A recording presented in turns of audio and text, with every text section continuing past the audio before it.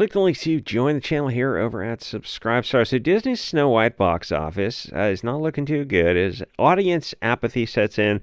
It's not just for Snow White or for Disney, it's kind of for Hollywood in general. So what happened is where Hollywood is now is it's become more interesting to talk about the movies, about why they suck so bad, than to actually go out and pay to watch them.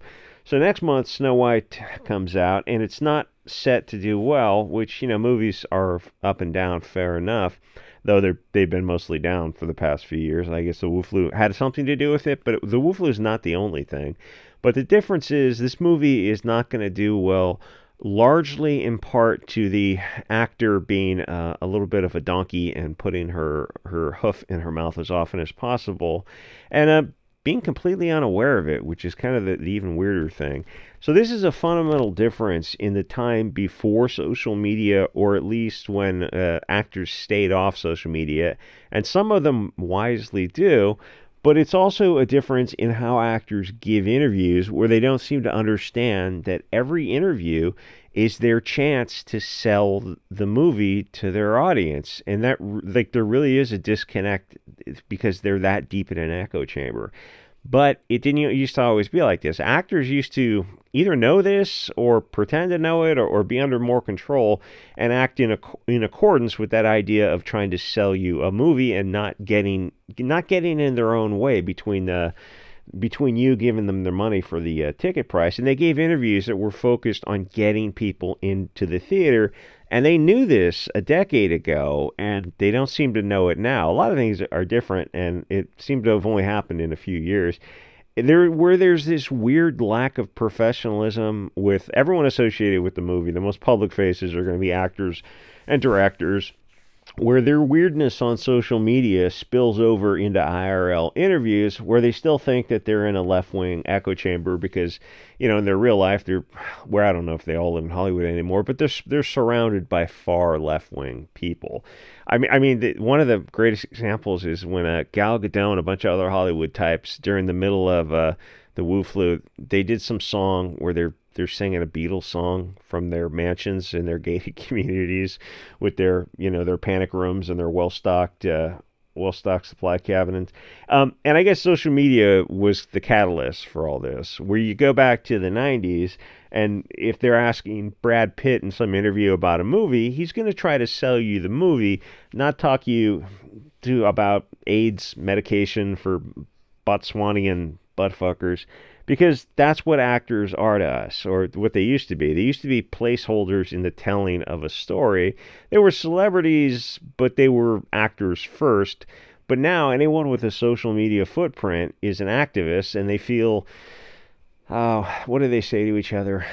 They try to pressure other people, other public figures, into using their platforms for good, which translates into their far left-wing viewpoint, where obviously if you had viewpoints that were different than theirs, you'd just be blacklisted in Hollywood.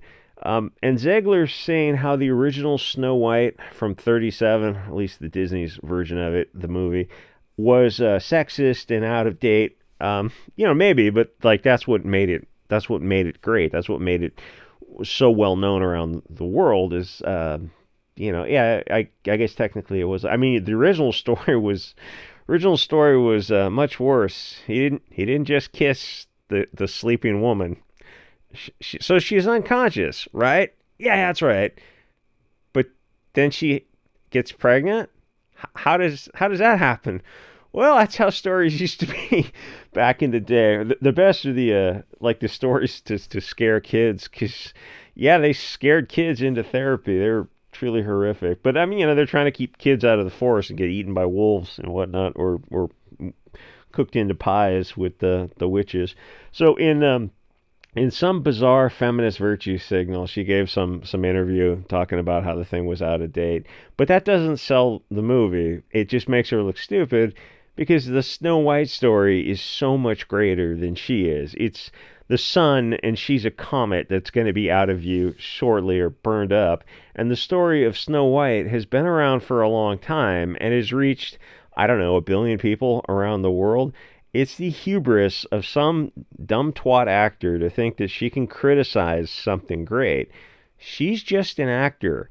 And I mean, not she's not one that's going to go down as in the history of I don't know. Who's that little guy who's in Casablanca? As you know, someone who's so well known. I mean, she's in the scale of acting, she's like a grade B or C actor.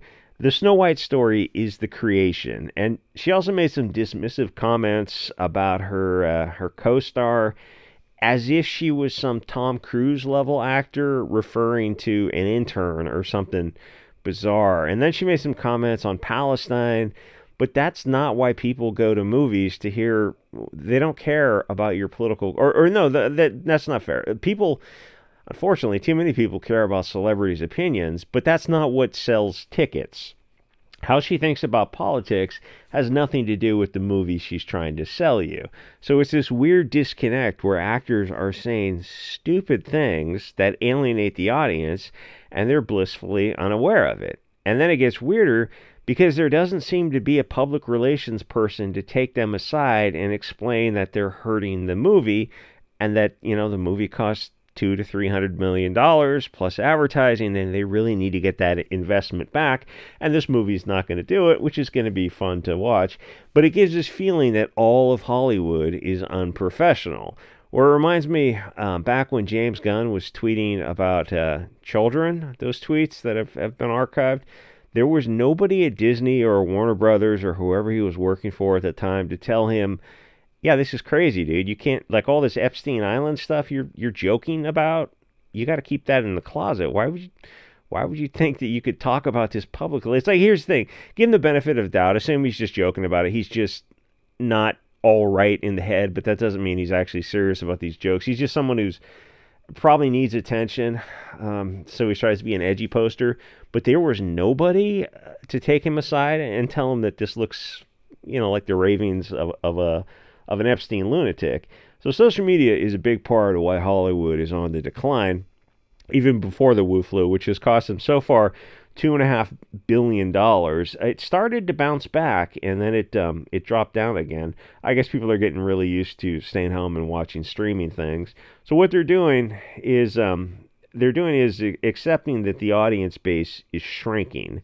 So they end up charging more for tickets and for streaming prices, and Disney lost 700,000 Disney Plus members when they raised the ticket prices, and then the year before that, the last reporting, 4 quarters reporting was, I think they were down like $1 billion or something. So, they're going to have to turn that around before too much longer. But what that does is makes the business model more fragile, where it's better to have a lot of small donations or sales than a few large ones. Like, movies are heading in the direction of kind of becoming theater, except that most people feel that movies are not going to be worth the price you pay for a theater ticket. I mean, there's got to be an upper limit on what you'll pay to go to a theater to watch something that is just kind of milquetoast. Where to see the Nutcracker live, you're going to pay 10 times what a theater ticket, what a movie ticket would cost.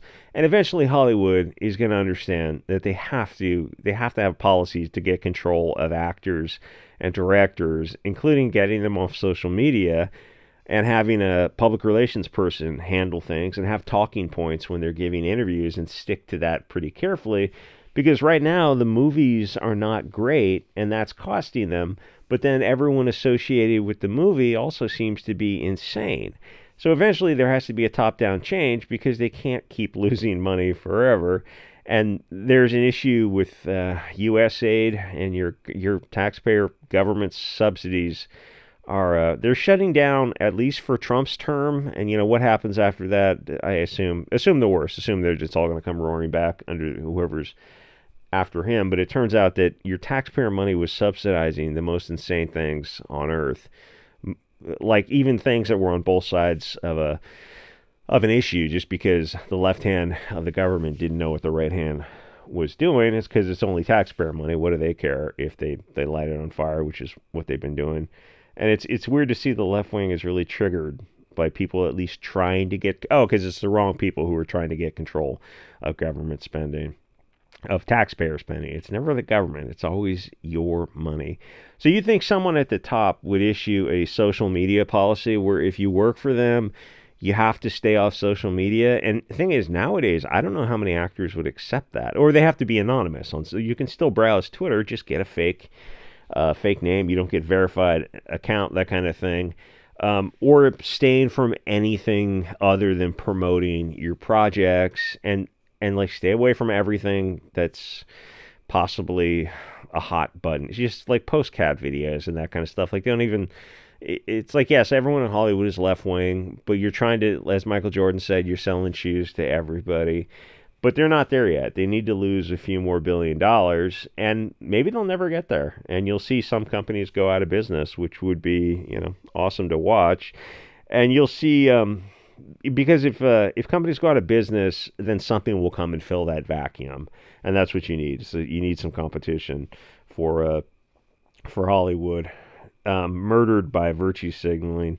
Anyway, she said a lot of stupid things. It feels like her interviews feel like it's springtime for Hitler, which they renamed to the producers. So she said the 1937 movie was outdated and misogynist. And then she took a side for Palestine, which obviously every one of her fans is on that side as well. Though oddly enough, her co-star, what's her face, is very much on the opposite side. And then she went after Donald Trump and his supporters following the election on Instagram. And the thing is, like, that's such a stupid thing to say. You look at her and you go, that's like half the country, right? You understand that? That's how you just took half your potential audience and you just threw it out. So is the remaining audience going to make up the difference? Because the numbers aren't looking too good. Like, you just have to look her in the eye and go, that's an incredibly stupid thing to say. Or maybe you don't know that. And let me just politely, I'd find a politer way to tell her that. But it's weird that she's an adult. She's, I don't know, her 20s or 30s, and she's not cognizant of that. That's bizarre. The supporters would never know peace or something. And anyway, then she said, okay, the film's over $300 million. Oh, and then Snow White itself. It's Snow White and the Seven Dwarves is the full title.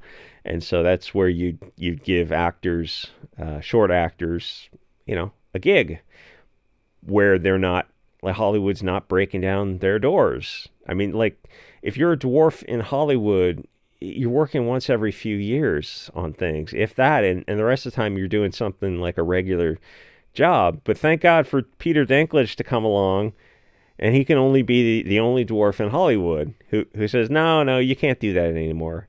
You can't have dwarves play the part of dwarves.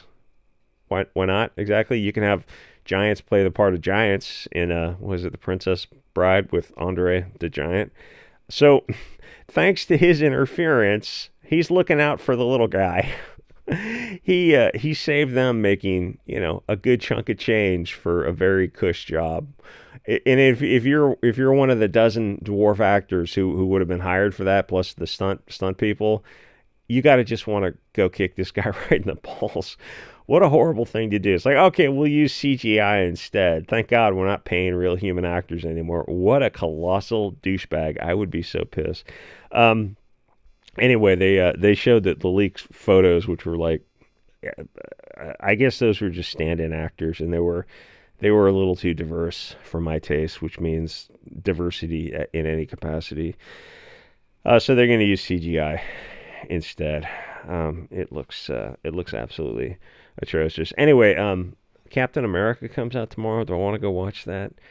Not really, but that also means that the Sailing the High Seas will have it tomorrow. So maybe that'll be a fair compromise if I can go see it for free online. Anyway, like, comment, subscribe, and I will see you guys. It's going to be her OnlyFans thumbnail in a few years. See you guys next episode.